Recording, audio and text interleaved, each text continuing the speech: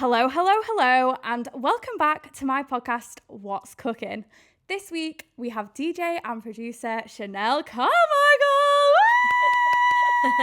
Hello. Hi. How are you? I'm good. How are you? Yeah, I'm good. I'm glad you're here and doing the podcast. I feel like we've been trying to do this for ages, and now you're not living in Manchester, so... I know. Well, I'm coming back, guys. I'm coming back. Yeah. Have you been on a podcast before? Yes, I've done a few podcasts actually, and I really enjoy them. Yeah. Really? What podcast have you done? So I've done, I forgot what it's called. One with Leash. Do you know her? She's really nice. Oh, maybe I'll Really have to sweet. give her a follow. Yes, you should. She's really cool. I did one with her about 2 years ago now. So yeah, I'm due to do another one. Yeah, you're in for a refresh. Yes, I feel like so much has happened. So yeah, I need to talk about it. Yeah, definitely. So, I'll do a quick intro as to how Chanel and I know each other, actually. So, we went to the same uni, #Lipper, Yes. but we actually didn't meet in uni, I don't think. Nope. Our comms first started online, Yeah. on Instagram.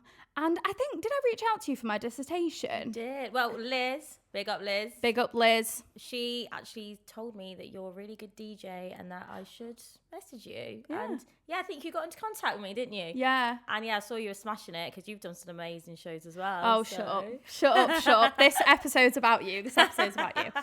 Okay, fab. So that's kind of how we met, through like uni and obviously being females in the industry. So a lot of you who know Chanel will know this, but for those that don't know, Chanel is actually classically trained, which I'm guessing kind of inspired your love for music and where you are now. So I'd just like you to share kind of what that journey looked like, how you started to kind of where you are now. Yeah, so from the age of 8 years old, I started to learn piano lessons. And from there is where I like my music, my love for music just grew and grew. And I started to win awards at school for being gifted and talented in music. Yeah, Really? So I was like, oh my gosh, I'm actually good at something. Like, what is it, music? Yeah. And, my parents are really, not like pushy, but they threw me in everything as a kid. Literally Yeah. everything you can think of, I've done. Because they just wanted me to try out everything. And piano was like the one thing that stuck with me. And my teacher was so strict and she used to make me practice all the time. But then I was practicing too much, where she'd say, don't go home and practice tonight because your fingers are playing before your mind can read them. And it's like pattern recognition. And I guess that's where I then started to, find my way with it. Yeah. And I used to, do you remember Woolworths? Oh, yeah. This is so sad, but I used to go to Woolworths and like collect classical CDs. I was just obsessed with. Really? Yeah, I was obsessed with listening. You would never think so now, would No. you? And then I started to play in piano concerts like around the world. And then Around the world? yeah, What the hell? I know. And then I learned violin and was doing the same there, but I gave up violin really because it wasn't really my thing. But so yeah, and then I found my love for DJ world because I studied music management at uni, obviously. We went to the same university. Yeah, same Lipper. course. Yeah, same course, music management. And I used to love Skrillex and dubstep, and I was obsessed with heavy bass lines. Really? Whilst listening to like classical piano, so yeah. But really, it all started for me over lockdown, my journey of DJing. Yeah. How though? What happened? So over lockdown, as we were all like bored, I guess. Yeah. I was like, you know what? I think I'd be a really good DJ. Like, I was always a girl at the party. Like, we threw so many parties growing up in my house, so we were like the party house, and I would always be the one to, plug in my cord and just put the tunes Get on. on the and aux. always like dubstep, bass, and all my friends are proper indie kids, and I am an indie girl. I'll get to that point, but. Yeah. Do you remember Skrillex and all them days? Yeah, I do, Chris but Lorenzo. I feel like I was more of the era of like Patrick Toppin. Oh yeah. Okay. Yeah. Okay. So I was like Shadow Child, Dusky era, but yeah, I just became obsessed with electronic music. But then I started off doing live streams over lockdown.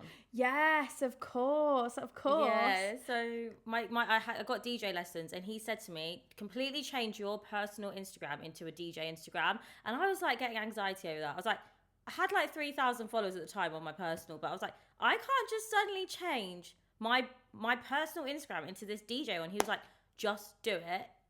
Your followers will naturally gravitate towards where your market is now and like who you are. So I just thought, okay, which is advice to anyone out there listening, by the way. If Yeah. you want to become a DJ, I would completely turn over your socials and just do it.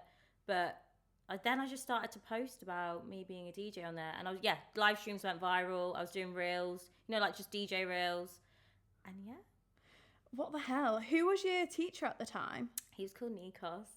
If he's listening, hello. Oh, that's so nice. And he just said, you're picking this up so quickly compared to like other people may. And I just said it's because I have such a passion for it. And I think because I'm a musician as well, phrasing, mixing, like I had to learn all of that through theory as well. So I did pick it up quickly, and I did think I understood it. And just from there really. And when my reels started to go viral, I thought, well, this is a thing here. I'm doing something here.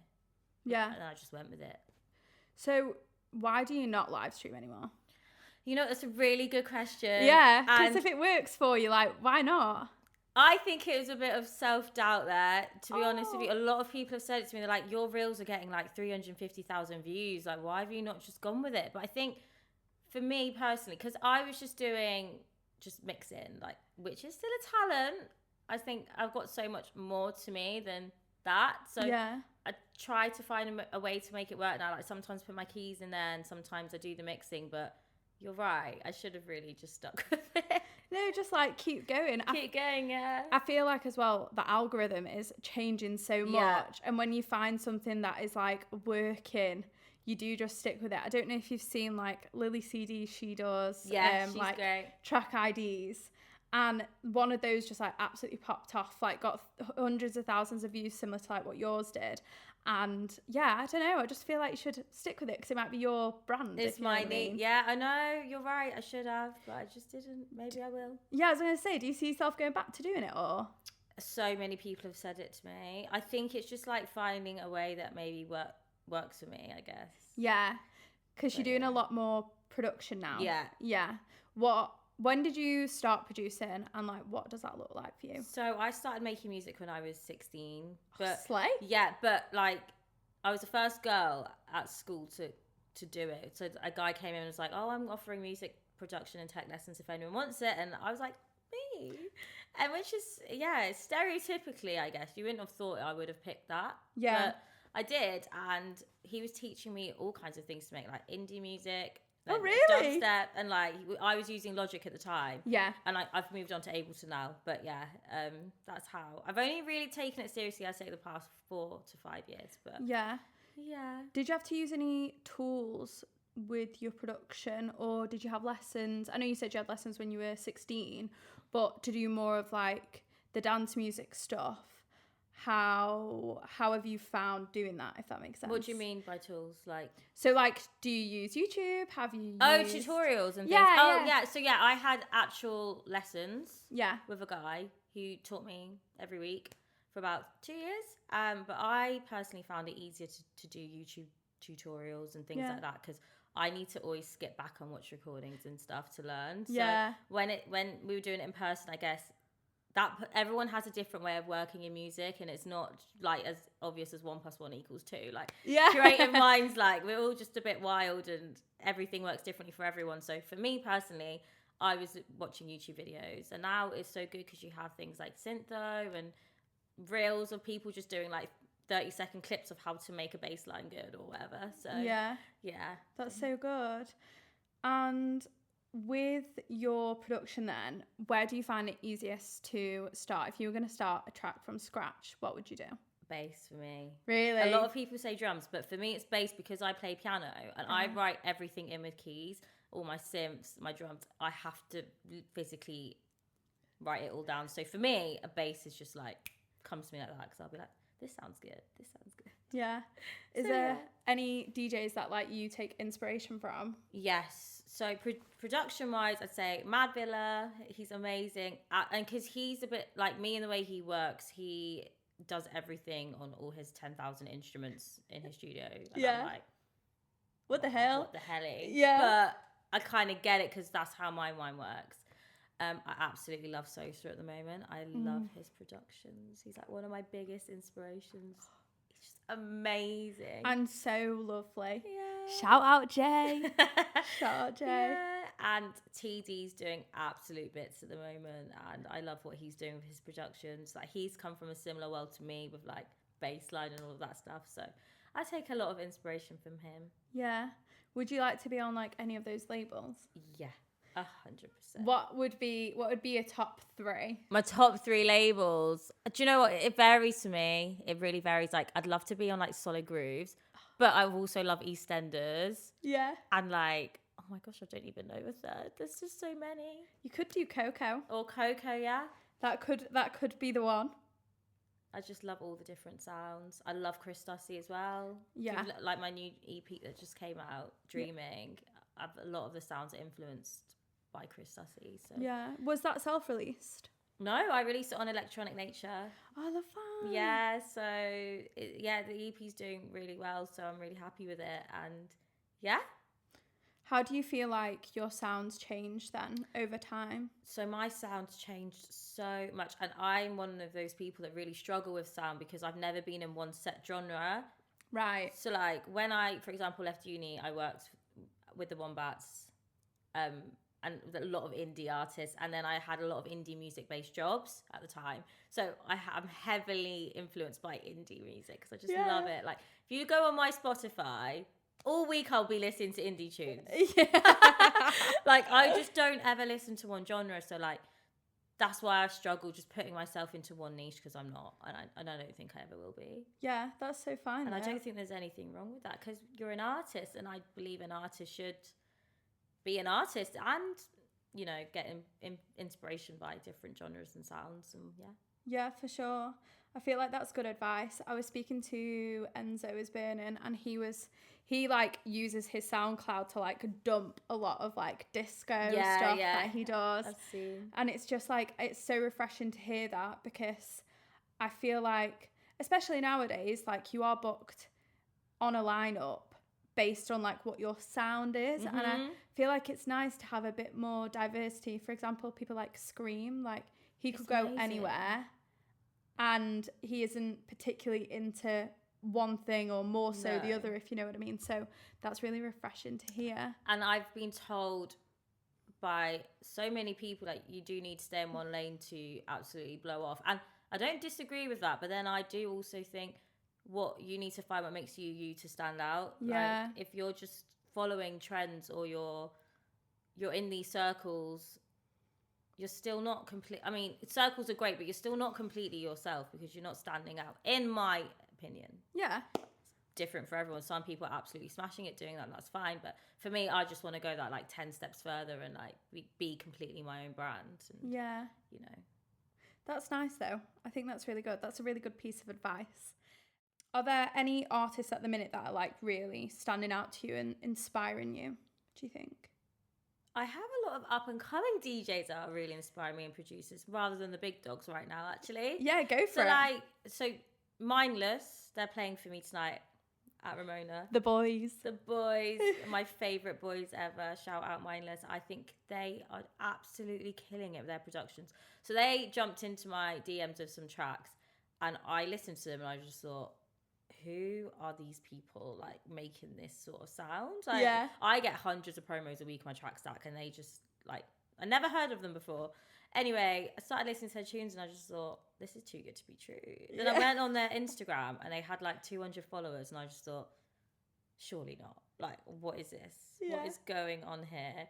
And then I reached out to them, and I was like, boys, how long have you been making music? And they were like 10 years, and they're only like 25 or 26. So I was like, I'm absolutely mind blown. And now like they're my really good friends, and they're just going up. They're paying for Paradise this year. Like, I knew they would blow up anyway, but that's inspiring to me, because I'm hearing sounds I haven't heard before. Yeah. Really. So yeah, they are. And yeah, I'd guess Sosa. It's like the same artist to me, really. Like, I just love them. That's so nice. I feel like something that you and I have spoken about when we've gone for a glass of wine or two. Or 3. Or a full bottle. Is we've touched on like agents and management. I mean, I've openly said on the podcast, I have not got an agent. I've not got a manager. You know, people have manager meetings. People have agent meetings to see if it's going to work.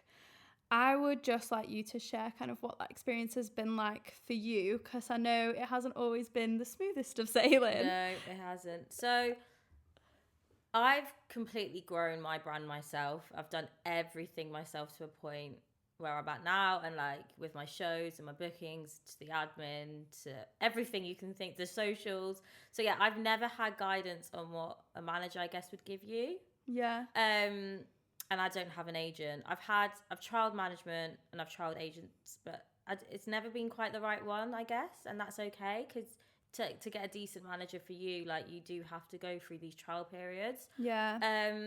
I think I'm at a point in my career now, well, yeah, definitely an agent and a manager would really help me out, because I'm getting quite a lot of abroad bookings through Ministry of Sound now, and like all these things, so it would really help me out. But I just say, yeah, it's about finding the right one for you, I guess. And yeah. What's like a key lesson that you've learned from the experiences that you've had? Like, if you could give any advice to anyone, what would be a key bit of advice for that? I would say don't rush into management. Yeah. Don't rush into management, because you need to first have your brand in place. I think a lot of up and coming artists think, I need a manager now, I'm getting a booking here, or an agent because I've got 2 bookings here. And it's like, no, you need to grow your brand yourself first and be attractive to a management or agency. Because I think artists think a manager or an agent's gonna do everything for them, and that's not the case. A manager helps structure your brand, structure you as an artist. Yeah. Agent will help get bookings, and like that's the way it is, but you need to develop yourself first. Yeah. In order to do that, I guess. That would be my so don't rush into it, because if a manager's not right for you, you then don't know like how much money's been just all of the politics. And I'd say really study it as well. Study what a manager and an agent does. Guess uni helped out with us, but it did. But I suppose it's difficult for people like entering the difficult. industry, or maybe they're like quick to blow up. It's difficult. It's really difficult. And I think like things that people might not know is like managers and agents do take a cut of your like the line. I can't remember whether it's like 20%. It's 15 to 20 or 10 to 20%. Yeah. But I would just say, and I do feel sorry for the younger artists right now, because there's so many young ones blowing up literally by storm overnight, I guess. And then all the management DMs will be coming in and the agent DMs. And I guess it is overwhelming for them if they don't really understand. But to be honest with me, it was just a learning journey of going through the wrong people to get to the right ones, and vice versa. So yeah, I don't think there's ever a right or wrong in it, really. It's all learning, isn't it? Riding the journey. Yeah, for sure. Yeah. So you're obviously more of an independent artist. How do you find managing your bookings, and how do bookings come about for you? So bookings are all in my Instagram, really. Really? Literally all through my Instagram. And I've always been really lucky, I guess, because like I said, I grew my brand as an artist through my like socials constantly over like 5 years. It's always through Instagram, and I've always had constant bookings through that. Yeah. I've never reached out to people, but if you do that, there's nothing wrong with that at all, because you should throw yourself out there and ask for things if you want them. So yeah, all in my Instagram and my emails, and I've networked so hard as well. You are the network queen, I will say. I don't think I could network anymore if I tried. Like, I'm constantly out there. Like, if I want this booking, I want this gig, like, I will go out and I will get it. And you do have to be in the right circles at the right time, meeting the right people, and you just grow friendships and relationships that way. And yeah. You absolutely kill me off. You are a networking queen. Honestly, if anyone knows Chanel, I could literally be texting her and been like, hey, do you want to do something tomorrow? It gets to the next day, she's like, I'm so hungover. I went out last night, and then I went here, and then I went here. And I'm like, oh my God. Like, you are the networking queen. You honestly are. Even like, well, it's just so funny, isn't it? Well, I'm not an animal, guys. No.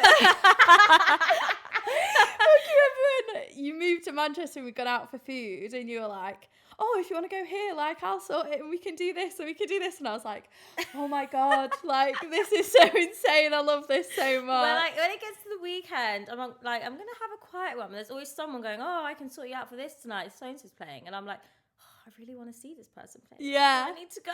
Yeah, as you should though. We live and breathe this. This is what we do. Exactly.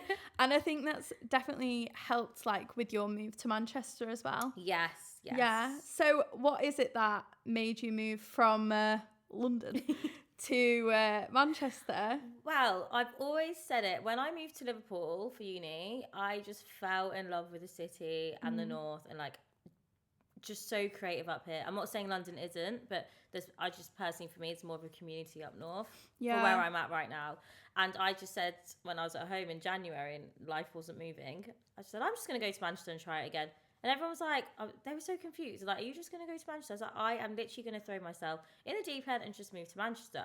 And I've got so many friends up here anyway, like DJs, uni friends and all that stuff. So it wasn't a hard move at all. Yeah. And I've just made friends with so many people in the venues here now. And it's just been so great for me. Yeah. And I'm hosting Ramona tonight with Mindless and Lily CD and a guy called Sui 13. And I'm really excited to hear them play. And yeah, we're just growing such a community up here. And I'm really hoping to start my own events up very, very soon. That's so exciting there. To talk about there. But yeah, I just think I've got the network behind me now and I just want to grow it and help support other people where I can with it. So for sure. Yeah. So let's say I'm a new artist, I've just moved to a new city. What would be like your Bible for people who want to get into their scene, let's say? I would go to the events, go to the venues, meet the promoters, get their Instagrams, hit them up. Like, should we grab a drink or when are you next out? Be really friendly. Everyone's so friendly as well. Everyone's always up for meeting new people. Like, they live and breathe this life too as well. So I know a lot of people get anxiety about it, and I would just say, just literally throw yourself in the deep end with it. If you get in your own head about it, that's like a you problem. Like, just not in a bad way, but that's all in your head. Yeah, you're an amazing person, and you should just go for it. Yeah, I love that. That's so funny. That's a you problem. It is a you problem. I am definitely the sort of person to like get into my own head, overthink, and like. So what would you struggle then? What makes me struggle? I am so bad with rejection. Yeah, I think but that's everyone what I is. mean. It's like when I say it's a you problem, I'm not meaning that in a horrible way. I mean, that's your fear in yourself. For sure. Yeah, I think. Do you know what? I was actually speaking to Joe about this. Joe's my partner, for those that don't know, the other day. And I was saying, like, I think my biggest fear is, like, not getting to where I need to be. Yeah. But I think that is also, like, a really good driver to be like, okay, keep going. You're not there yet. You're not there yet. And I think, like, you saying, like, it's a you problem, it is. Do you know what I mean? You could like, be too no's away from a yes, and in this scene you will be rejected constantly. Oh my god, yeah. But you will be. But you know what helps you grow, and rejection's a good thing because maybe you weren't meant to be in that place anyway. Yeah. Something that James Paul said was like, you can literally bang on the door, and like if you keep banging long enough and hard enough and loud enough, okay, that door might not open, but a different door, maybe the next door neighbour comes through. Because you're growing yourself at the same time when you're knocking on all these other doors. Yeah. So other opportunities are flying in. The amount of times I've been rejected, I don't know, by music or whatever, and you know, things like that, or a gig not happening. But there's always something else that comes along, always. Yeah. And if you just always have to self-reflect, like, where were you last year? Where were you the year before? And you're always guaranteed you're going up like this. So yeah, you know, sometimes like this, but sometimes I like this.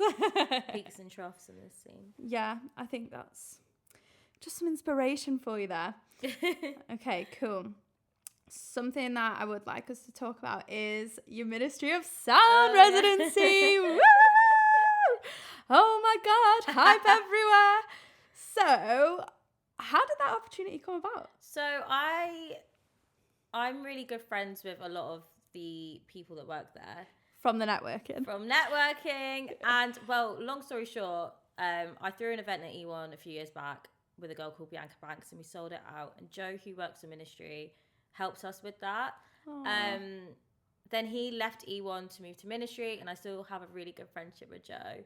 And then I met Travis, who works there, and a girl called Charlotte, who was my artist like liaison for drum sheds when I played. So amazing. suddenly all these people that were in different venues I've previously played at all now work at Ministry. So I grew this like, I don't actually know how I got the residency, but this is just my prediction. Yeah.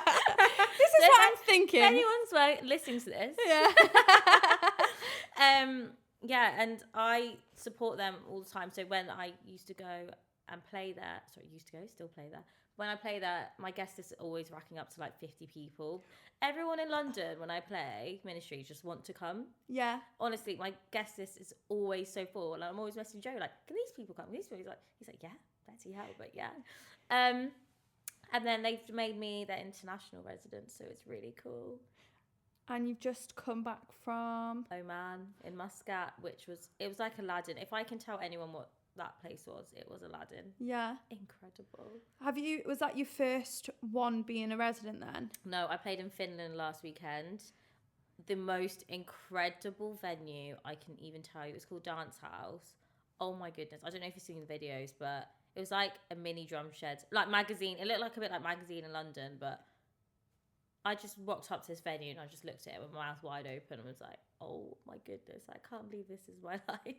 That is so good. Yeah. I love that you get to do international gigs through them. Yeah, they've really pushed me and supported me, and bringing in to the residents, we all have different sounds. So we all contribute to the brand in a different way. I'm really underground and minimal. So, these sets work for me, and yeah, it's just great. That's so good.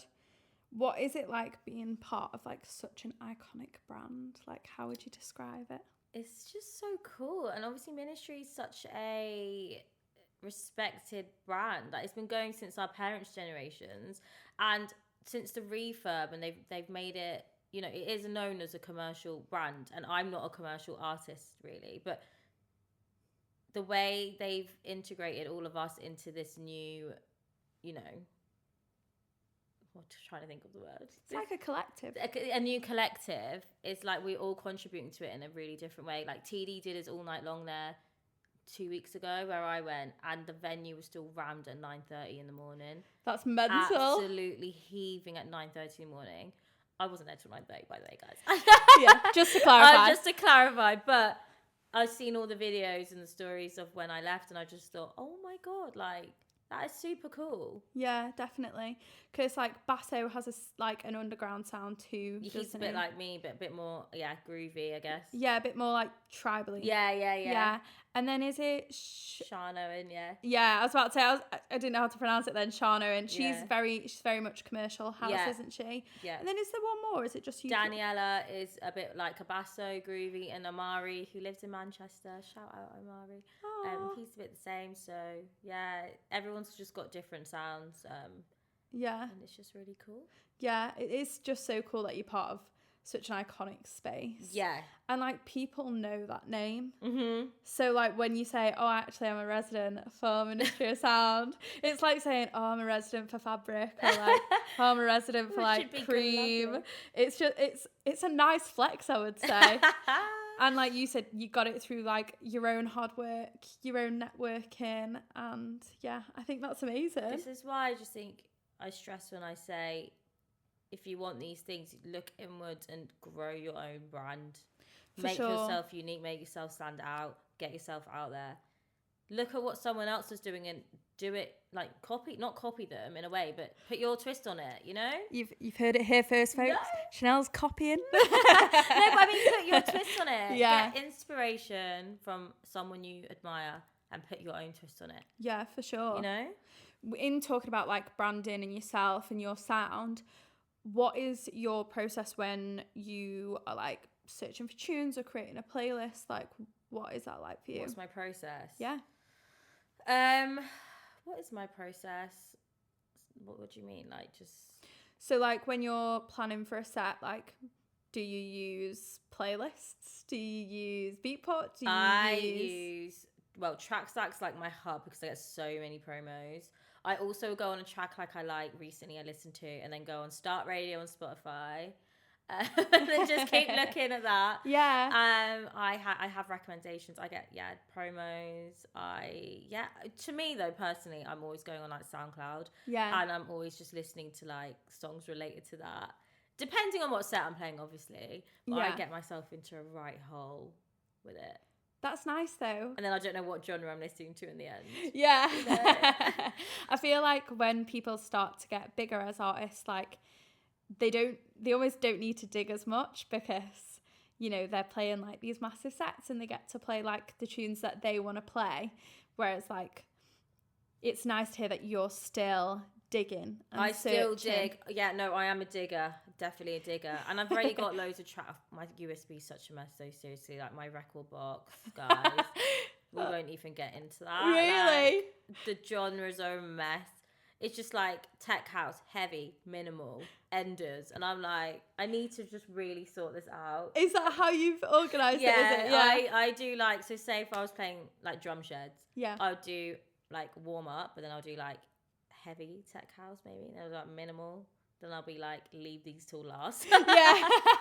And then I've got maybe, like just in case. Yeah, I have a maybe section maybe. where I'm like, I know I want to play these, but I'm like, I'm not sure where they fit just yet. No, but yeah, that's what I do. Yeah. Do you ever get nervous before sets? I feel sick before my sets every time. I could be playing to like 3 people and I'm like, oh my God. But yeah, I do get nervous. Really? What's like the most nervous you felt? The most nervous I've ever felt was drum sheds. Yeah.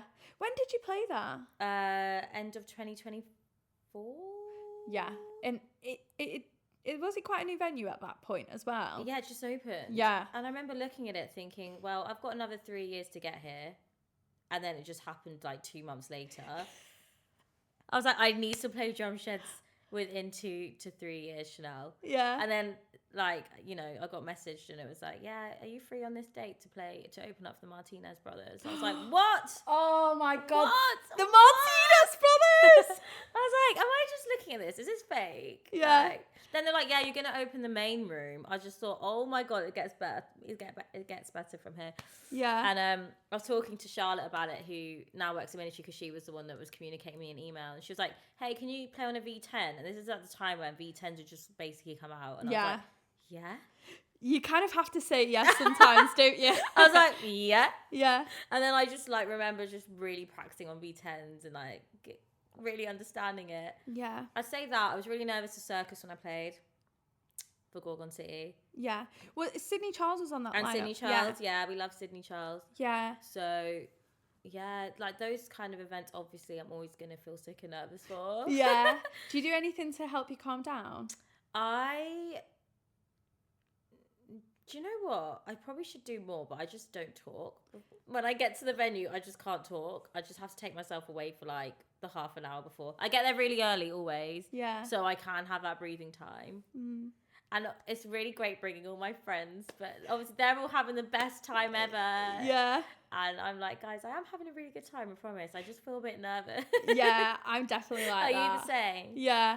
When I played Park Life last year, oh my God, I brought my mum and dad. They've never been to a festival before, so that was Park Life. Oh my God, it was like the most stressful thing because I was like, I'd already pre-warned them. I was like, there's going to be, you know, a lot of skin on show and like there's going to be a lot of people that aren't going to be sober. No. And they probably got that though. Yeah, they did. My mum rocks up in heeled wellies. My dad is like head to toe Gucci. I'm like, oh my God, like this is Gucci. not. Yeah, no, he's called Graham, so it's like Gucci Graham in full force. Anyway, I was just like, I'm just gonna roll with it. Dad had got like a man bag on with like a flap. No, he didn't. Yeah, honestly, if I can find a picture, I'll insert one here. Yes, but please do. I remember like I think I ended up playing third on the lineup. Wow, oh my God. I know, so it was like I wasn't like warming up fully, but like I was still warming up. But I remember we did like a loop, as you do, like round the festival. Or if you're at a venue, you usually do a loop, don't you, to see what's going on. And I remember the hangar was getting busy, the valley was getting busy. And you were feeling sick. Yeah, the new tents were busy. And then I walked over to the stage that I was on, not a single soul. I was like... Yeah, but in a way, that's quite good. So for drum sets, for example, because I was first on, I thought, I can do this. Plug in your USB now, step 1. Look around the room, step 2. Look at the deck, step 3. Like, quantize is on, yeah, good. Yeah. I was like, right, everything is here. Like, it gives you that time. And then I remember when I got 10 minutes into my set, everyone was running in like ants, and that's when I thought, right, I'm gonna have a heart attack here. I was like, keep it together, like, because drum sheds are so massive. When no one's in the room, it doesn't look big. No. But when like these little dots are running towards you, I was like, oh my god, this is getting real now. Like, I cannot mess up here. So like, I was just really simply mixing at first. I was like, track in, track out, track in, that's track what out. I do, because I'm like, I need the first one to like ease me in. But anyway, I'd seen no one's there. Yeah, but was that your whole set? No. Wait. No, I haven't told you what happened. I started crying. Because I was, 1, stressed, because I was like, shit, my mum and dad are here. 2, no one's here. I'm not going to be able to pick up on a vibe. I don't know if you're like that, but like, I need to be able to... Yeah, you have to read the vibe. Yeah, see what people are thinking. Oh, by the time I turned up, packed. It was a packed stage. What? I don't even ease myself in. I go in with Brighter Days, Marco Least. And that was the tone for the rest of the set. I was like, I'm just going to have to smash the house button here and just like go for it. I think I actually ended up playing, I was a bit drunk. I ended up playing Calvin Harris Blessings. No, you didn't. No, Chanel. No. Oh my God. Blessings. Yeah, I was looking at... Really housey. Oh my God. Like basically trance, but... Yeah, but they were good. They were loving it, right? Oh, they were loving it, That's what I mean. So you have to go off the vibe. Like, that is so true. When I played in Muscat, it was a bit of an older crowd, so I was playing really commercial, but still my sound. Yeah. But just really vocal, and you know, it works. Yeah. Especially a festival. Everyone likes that during the day a little bit, don't they? Just to get them up in the mood. So yeah, for sure. I'm sure it was amazing. No, it was good, but it was that anxiety before. It's horrible. And I remember just thinking, it's their first festival. It's like one of the first times they've seen me perform at the level that I am. You just get into this loop in your head, don't you? Yeah, and I remember just thinking, I need like 3 tequila shots right now, just to like loosen me up, which is so mad because like now I don't even really like drink that much. So like, yeah. But yeah, that's... And when you get off, you're like, give me a tequila, guys. Give me a Red Bull and a tequila, and I'll be on my way. You feel like your energy just drops and then just comes straight back. Yeah, that is literally what it is. But what happened, to be fair, at Parklife was, I remember like playing, and like towards the end I was like, oh my God, I feel really drunk. And then when I got off stage, I was genuinely like couldn't walk because I was that drunk, and I was like, I remember my dad shoving like goyosas and spring rolls down my mouth because he was like, you need to sort yourself out. But I think that just comes from nerves. It does come. I don't drink like before my sets. I can't. No. I literally physically can't. I'll have like maybe a drink or 2. Yeah. But then it's afterwards. I'm like, yeah. Yeah, now I can let loose. Yeah. Yeah. But we've all been there. We've all been there. We have. And it'll continue to happen, I'm sure. As we continue to grow and move up the lineup. Okay, so something I would love us to chat about is being a woman, being a female in the scene. I don't want to be like too negative, but also I feel like there is a bit of a reality when you are a female in the industry. So my question to you is, what are some of the challenges that you face personally? I think lineups is a big one. For sure. Right. You can agree. I agree. It's really hard. I'd say being at the level I'm at now, sometimes I'm thinking, why are there still all male lineups on this? And like, why can't you put a girl that lives near you that's doing okay? You know, I'm not saying I'm doing okay, but do you know what I mean? Why can't you put me on a lineup when that's my sound, I guess? And it's all very male dominated in that respect, and you know, you have that going on. I'm really loving a lot of girls I'm seeing now absolutely smashing it on the scene, which is why I'm bringing Lily CD tonight to the gig, and like she's playing, and yeah, I love all that, and I want to help women grow as much as possible. But yeah, I don't want to be too negative either, because to be honest, a lot of males have got me to where I am now, and like they've really pushed and helped me grow, and like if it wasn't for these guys pushing me, I would be nowhere near where I am. But I love that now, for example, Charlotte, I keep bringing up Charlotte because I think she's amazing, Charlotte Garston. She's working in the business side of music, and she's the one that's really pushing me and these female girls at Ministry right now. Yeah. And you have Kat, who's the director at Ministry. So I think it's really good that we're seeing more women working in the business side of the industry. Like you're seeing more women agents now, more women managers, and like I'm working with Alice, who's like, you know, helping me with my music right now. And personally, I find it easier to have that, like, women working beside me more, because, you know, we go through things, we're emotional, and sometimes you just need a girl to cry on. Yeah, for sure. You know, which that's just my personal view on it. I think it's nice to see so many women, as well as being artists, working in the business. Yeah, for sure. And I think that's where we're going to see the change, I'm hoping, anyway. Definitely. That was something I was chatting to Gaia about, like, you can't be what you can't see. No. So having those women in those strategic positions on the business side, it is so important. Because when I was really up and coming, I guess I was only working with men the whole time. And not that I've never really had a problem with that, to be honest. I'm quite lucky, but I guess women communicate with women differently to how they would communicate with men, and you just get that bit more understanding of each other. For sure. So I'm loving my position right now, where I've got so many women around me that are just help growing me, I guess, and genuinely believe in me. So that's nice. I think that's a big thing, isn't it? It's like you can like believe in yourself and push yourself, but sometimes it's nice to have that extra bit of support and push to that believes in you, to be like, you can do this. That's what I mean, exactly. And you know, I really do believe it when they say that to me. Yeah. Not that I don't with men, but yeah. You get what I'm saying. Yeah, it's like an invisible language sometimes, I think, where like when you've got like a girl there supporting you and you're in a similar position, or maybe like they get the industry that you're in, it's reassuring. I think it's really important, and it's I've got nice. So many DJ female friends as well that I came up with like, we all came up together, so that's really nice. Yeah. Who would you shout out then? Your female friends. Right, we've got Saffron Stone, we've got Maxine, we've got Sophia, we've got you, Beccs, Vernon. And if I've missed anyone else, sorry. But and Lily CD. And Lily CD, he's playing for me today. Yeah. Okay, so now we're gonna start wrapping it up. I tend to ask my guests like 3 questions, and then we'll go into quickfire. Okay, yeah. Perfect. Fab. So, first round-up question is, what is one hard truth about the dance music industry that someone might not know? Not everyone's on your side, and you just have to believe in yourself and trust yourself. Yeah, that's a nice bit of advice. Okay.